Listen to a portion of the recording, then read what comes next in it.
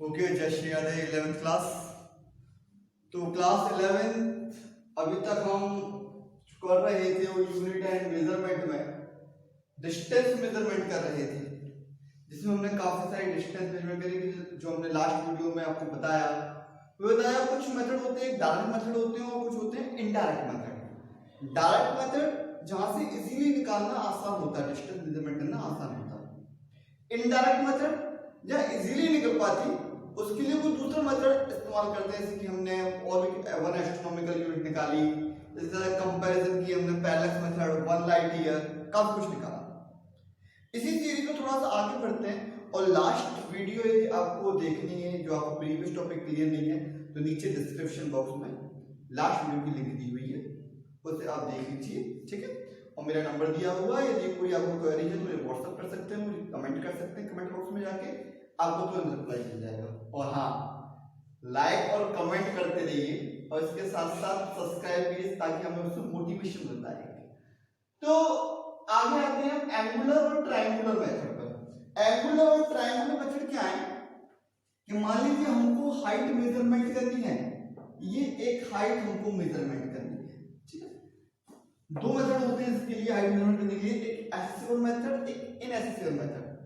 Accessible method वो method है जहां पर हमको ये हाइट मेजरमेंट करने के लिए एक बेस पे पॉइंट लेते हैं ए, ये मान लिया बी और ये मान हमने सी, और हमको ये गिवन होता है, हमको मालूम होता है ये कितना है। बात समझ आ रही? ये हमको नोन में है। यदि हमको बेस नोन में है, बेस की डिस्टेंस नोन में है, तो हाइट बहुत इजीली मेंटेन कर सकते हैं, बहुत इजीली निकाल सकते हैं। हमने माना ये कोई एक एंगल है थीटा, ठीक है। ये हम जानते हैं क्या होगी हमारी एक्स, निकालनी क्या है एक्स। आपने चैप्टर पढ़ा है 10th क्लास में, कौन सा? हाइट एंड डिस्टेंस पढ़ा है। यहां से हम कौन सा ले सकते हैं? ये होती है बेस बी, ये होता है परपेंडिकुलर पी, तो यहां से क्या आ जाएगा बेटा? बहुत easily tan theta is equal to P upon B, मतलब h अपॉन x, तो h इज इक्वल टू क्या हो जाएगा? x tan theta. ये तो उसके लिए कंडीशन ये था जब हमको बेस मालूम था। अब एक ऐसी कंडीशन जहां पे हमको ना बेस मालूम है ना हाइट मालूम है, how we calculate the height in that place. तो वहां पे कैसे करेंगे थोड़ा सा देखते हैं। उस मेथड को कहते हैं कौन सा? Inaccessible method. मान लीजिए ये हाइट है और इस पॉइंट पर हम खड़े हुए हैं, हमको नहीं मालूम यहां से लेके यहां तक डिस्टेंस क्या है, नहीं जानते। हाउ वी कैलकुलेट इट, कैसे कैलकुलेट करें? देखिए, मैंने माना कि यहां से इसके ऊपर तक कोई एक एंगल बनता है इसके बेस के साथ, जो बेस मुझको बिल्कुल भी नहीं मालूम। इस एंगल को मैंने माना थीटा 1। बात समझ में आती है? नहीं आती? क्लियर है? मैं यहां से किसी ए पॉइंट से थोड़ी दूर चल के आगे गया, मैं अपनी मर्जी से आगे जा सकता हूं। मैं कितना चला? मैं x डिस्टेंस चला। कितना चला? x distance. और x डिस्टेंस से इसके टॉप को देखा तो मेरा फिर से कोई एक नया एंगल बना, जिसको मैंने क्या कह दिया? थीटा 2। मुझे ये पूरी डिस्टेंस नहीं मालूम, but we know about the x। मुझे x तो मालूम है, तो देखिए मैं कैसे कर रहा हूं। इसे पॉइंट देते हैं a b c d। सबसे पहले ले रहे हैं, देखिए इन ट्राइंगल BDC, हम क्या ले रहे हैं? In triangle BDC। तो BDC ट्राइंगल हमने किया इनएक्सेसिबल मेथड। इनएक्सेसिबल मेथड में देखिए सबसे पहले मैंने ट्राइंगल है BDC, इसमें मैंने cot थीटा 2 लिया। cot क्या होता है? Base upon height, base upon perpendicular, d upon h आ गया। ऐसे ही cot थीटा 1 हमने बड़े वाले ट्राइंगल में लिया। हमें क्या नहीं मालूम? ये डी नहीं मालूम, क्योंकि यहां से लेके यहां तक तो हम खुद चल के गए, ये तो मालूम है नोन है। डी नहीं मालूम, डी हमको हटाना है। डी कैसे हटेगा? जब इसमें से इसको माइनस करेंगे तो डी किस में आएगा बेटा? माइनस में आएगा, तो डी से डी कट जाएगा। तो वही हमने किया, cot theta 1 minus cot theta 2, D cut गया तो क्या आ गया? x upon h। यहां से हमने h की वैल्यू निकाल ली। तो इससे हम क्या निकाल लिया? हाइट निकाल लिया। ये कौन सी कब निकाली हाइट? जब मुझे बेस गिवन था, हम बेस जानते थे।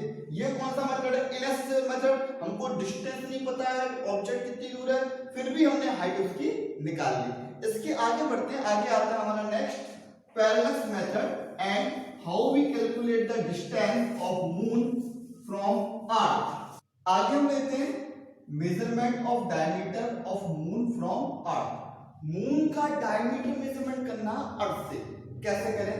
मान लें ये रही हमारी खूबसूरत प्यारी सी कौन EARTH अर्थ, क्लियर है?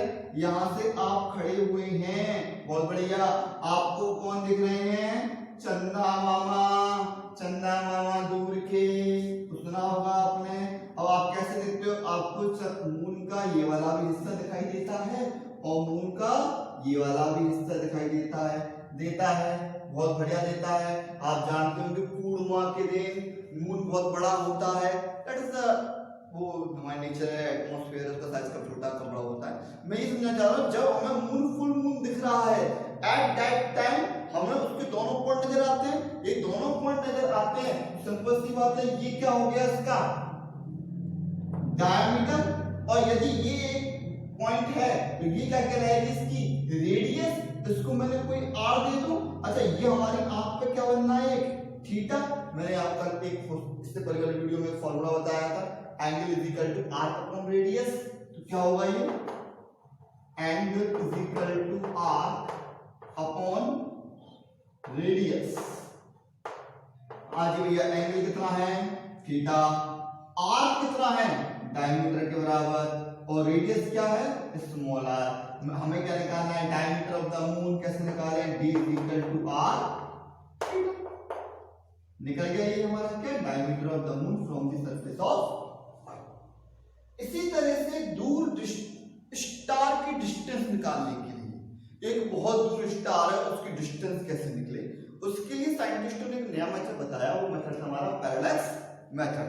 पैरेलल मेथड में ये कैलकुलेट किया जाता है जो स्टार बहुत दूर है, जिनकी डिस्टेंस मेजर करना इजी नहीं है एक पॉइंट से, क्योंकि एक पॉइंट से नजर नहीं आ रहे, उनकी मेजरमेंट कैसे की जाए। जैसे कि मैं आपको छोटी सी बात बताऊं कि जैसे ये एक पॉइंट है, ये मान लो बहुत दूर है, तो क्या होगा? इसकी डिस्टेंस चेंज होगी।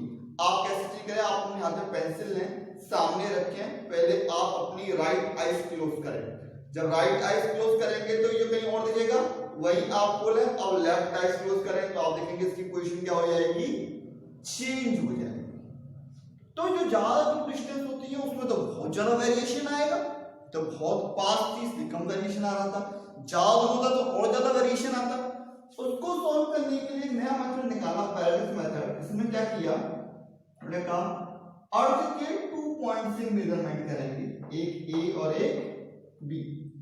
कोई सामने हमारा एक प्लेनेट है, उसको आधार मानेंगे, इससे यहां दिखता है। ऐसा क्या होगा? अरे ये डिस्टेंस इसकी तो मेजरमेंट की जा सकती है, इसके साथ साथ जो आगे स्टार है हमारे यहाँ स्टार, इनकी मेजरमेंट की जा सकती है। इनसे जो लाइन आती है हमारी कैसे आ रही है? इस तरह बात समझ में आ रही है? ठीक है। और यहां से एक स्ट्रेट लाइन आई हुई है, और मान लीजिए इसको ये नजर आता है स्टार यहाँ की तरफ, तो यह समझ में आ रही है? तो यहाँ पे एक एंगल बना, कौन सा? θ1। तो यहाँ पे भी क्या बना? θ1 वर्टिकल अपोजिट एंगल। इस तरह दूसरे पॉइंट से देखा, दूसरे पॉइंट से यहाँ पे क्या बना? θ2। तो यहाँ पे भी क्या बना? θ2। मैं आपसे पूछूं ये नेट एंगल कितना है? ये नेट एंगल है थीटा। तो थीटा किसके बराबर हो गया? θ1 प्लस θ2। क्लियर? ये यहां से लेके यहां तक की डिस्टेंस कुछ ना कुछ होगी। इसको हम मान लेते हैं कि यहां से लेके यहां तक की डिस्टेंस हमारी कितनी हो गई? Small D. इस पॉइंट से इस तक ये हम अर्थ पे, तो ये हमारे नोड में होगी, ये हमने मान लिया कैपिटल डी। बात समझ में आ रही है? हम एक चीज जानते हैं, वही फॉर्मूला, क्या? Angle is equal to arc upon radius. Angle कितना है? थीटा। आर्क कितना है? तो यदि ये थीटा है तो इसके सामने वाला आर्क होगा डी। रेडियस कितनी है? Small D. हमें निकालना क्या है, डिस्टेंस निकालनी है। अच्छा डिस्टेंस कौन सी होगी, इस पॉइंट से ये वाली होगी। अच्छा इस डिस्टेंस को मैं कुछ मानूं r मान लेता हूं, सॉरी ऐसा करते हैं, इसे r मानते हैं, इस डिस्टेंस को स्मॉल d मान लेते हैं। तो ये मेरा स्मॉल d यहाँ क्या हो जाएगा, r रेडियस। तो ये कुछ एप्रोक्सीमेशन इसी के बराबर होगा, क्योंकि लार्ज डिस्टेंस के लिए छोटी जो डिस्टेंस होती है वो एप्रोक्सीमेट क्या होती है, इक्वल हो जाती है। तो मैं क्या कहता हूं कि r is approximately equal to small d। तो क्या हो जाएगा, थीटा इज इक्वल टू क्या है, theta 1 plus theta 2 is equal to d upon d। मुझे d निकालना है, तो डिस्टेंस कितनी होगी एक्सिस की, d upon theta 1 plus theta 2। ये हमारा क्या है, एक पैरेलैक्स मेथड। पैरेलैक्स मेथड के बाद एक चीज और आई, एक प्लैनेट से दूसरे प्लैनेट की डिस्टेंस वो कैसे निकालें। वो एक साइंटिस्ट थे, उन्होंने कहा कॉर्पनिकस मेथड। अब कॉर्पनिकस मेथड और देखते हैं इसी के साथ हम यहाँ पर कॉर्पनिकस मेथड। कॉर्पनिकस मेथड एक प्लैनेट से दूसरे प्लैनेट की दूरी निकालने के लिए थी। हमने माना कि ये एक सन है, इसके फर्स्ट ऑर्बिट में यहाँ पर कोई ये एक क्या है, प्लैनेट है, जिसकी मुझे क्या निकालनी है, डिस्टेंस मेजरमेंट करनी है, यहाँ से लेके यहाँ तक की। तो मैं पूछूं यहाँ से लेके यहाँ तक डिस्टेंस क्या हो जाएगी, हमने माना RPS, radius of planet from sun. Radius को मैं डिस्टेंस भी कह सकता हूँ, distance of planet from the sun. इसी तरह से किसी दूसरी ऑर्बिट में हमारी क्या अर्थ। आप कहोगे सर अर्थ क्यों नहीं, अर्थ इसलिए क्योंकि हम तो डिस्टेंस मेजरमेंट कर रहे हैं, तो फिर सन क्यों लिया। सन इसलिए लिया क्योंकि हम अर्थ से सन तक की दूरी जानते हैं, कितनी होती है, 1 एस्ट्रोनॉमिकल यूनिट जानते हैं, इसलिए ये थोड़ा कंपैरिजन करने के लिए हमने लिया। तो यहाँ से प्लेनेट से अर्थ तक की दूरी हमने मानी RP, radius of planet from earth. Sun से तक की दूरी RES, radius of earth from sun, जो इसके बराबर है 1 एस्ट्रोनॉमिकल यूनिट। ये कोई हमने एंगल मान लिया जो एक प्लेनेट और सन से बनेगा एप्टा। आप थीटा मान सकते हैं, फाई मान सकते हैं, कोई दिक्कत वाली बात नहीं। वो कंडीशन ली जब सन और अर्थ के साथ बनने वाला ये एंगल 90 डिग्री का होता है। उस कंडीशन में हमने क्या निकाला, साइन एप्टा। साइन E इक्वल टू क्या होता है, P अपॉन H। P क्या आ जाएगा, परपेंडिकुलर साइन एप्टा, सामने वाला परपेंडिकुलर RPS, इसके सामने वाला लाइन क्या है, H, RES। RES किस बराबर होगी, 1 एस्ट्रोनॉमिकल यूनिट के बाद, तो 1 एस्ट्रोनॉमिकल यूनिट के बराबर, तो मेरा क्या आ गया, radius of planet from sun, ये निकाल लिया। इसी तरह से मैं ये निकाल सकता हूँ RP। इसके लिए आप क्या ले लीजिए, cos एप्टा इज इक्वल टू क्या होता है, B अपॉन H। यदि ये परपेंडिकुलर तो बेस क्या होगा ये, तो यहाँ पे क्या जाएगा RPE अपॉन हाइपोटेनियस, मतलब 1 एस्ट्रोनॉमिकल यूनिट, तो यहाँ से RPE निकल जाएगी। ये छोटी छोटी चीजें इस तरह से निकालेंगे।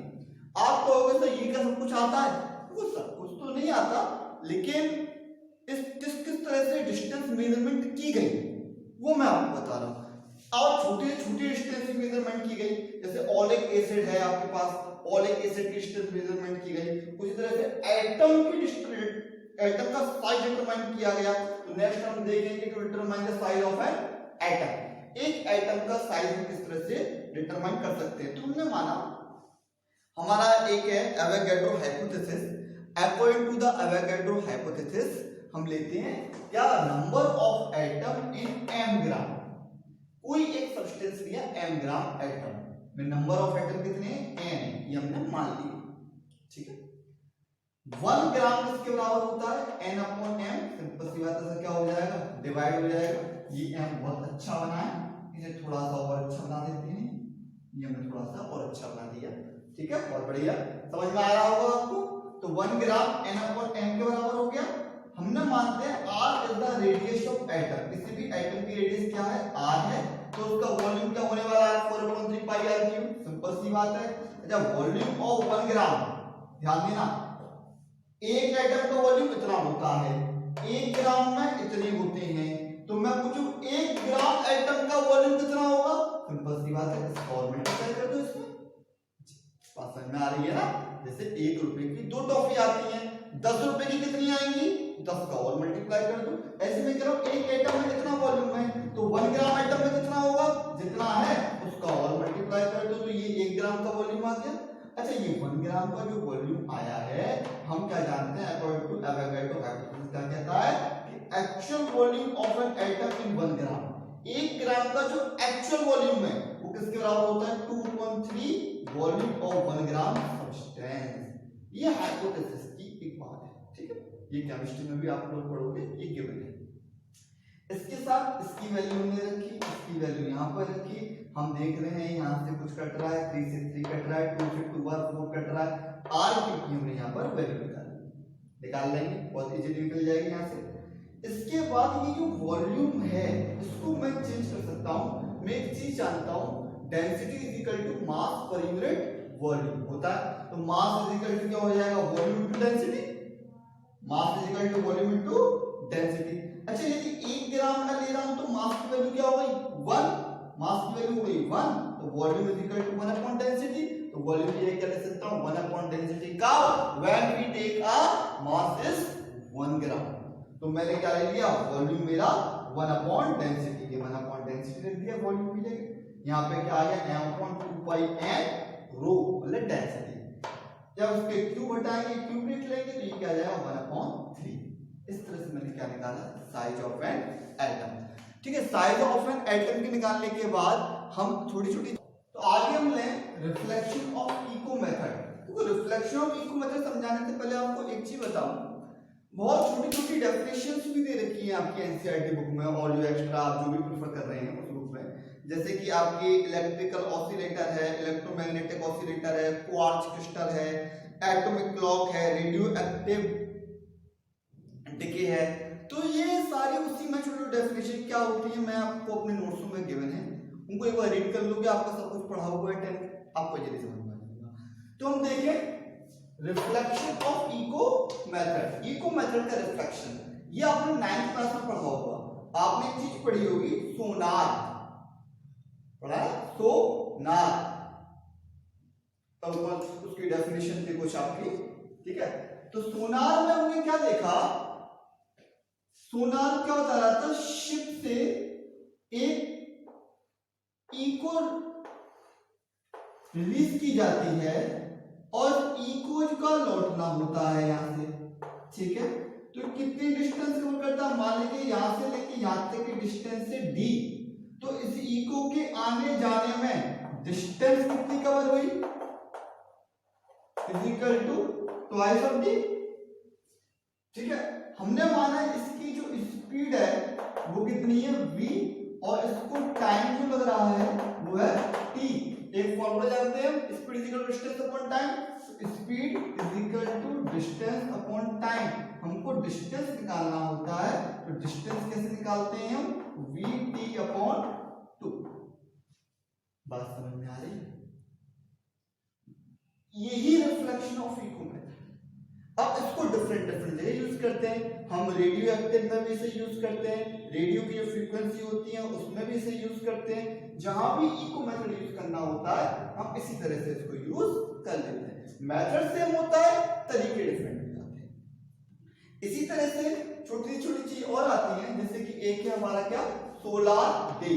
सोलर डे क्या होता है, it is the time taken bye earth to complete one revolution about its axis with respect to sun, एक रिवॉल्यूशन सन के रेस्पेक्ट जितने टाइम में लगता है उसे कहते हैं सोलर डे।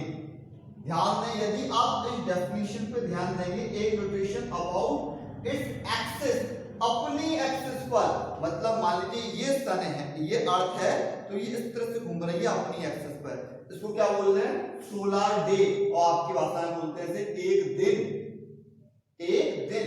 अरे जिसे आप एक दिन कहते हो ना, 24 आवर का जो 1 डे मानते हो, वो एक्चुअल में 24 आवर नहीं है, 24 आवर से थोड़ा सा ज्यादा है, थोड़ा सा ज्यादा है। ये 4 साल में जाके क्या बन जाता है, 1 डे।